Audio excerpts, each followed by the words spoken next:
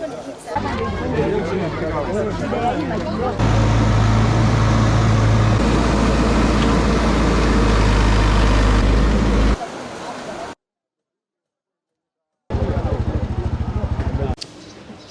the heavy rains that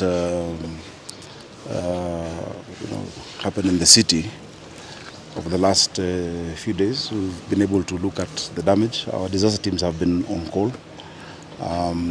The level of the rains has been very high, more than usual, and that's why we've seen a lot of damage in many places. The rivers have actually burst their banks, so Ngong River, Madare, if you look, all across the city. And so following that, at least today we had a multi-agency discussion.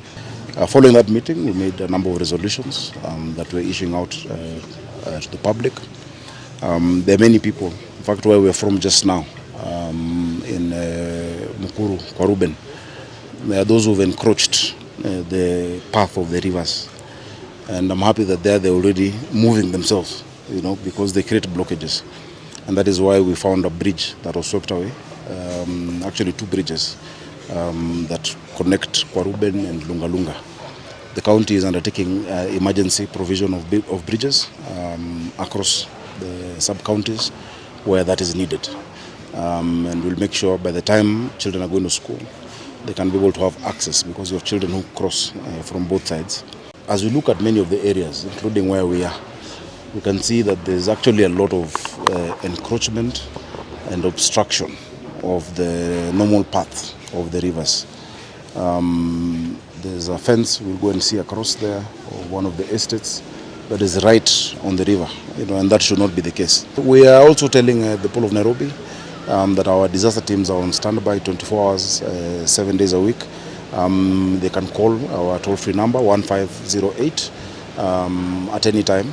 We have ambulances on standby across the city, and that number goes straight to our emergency operations center that can be able to dispatch any assistance that is needed.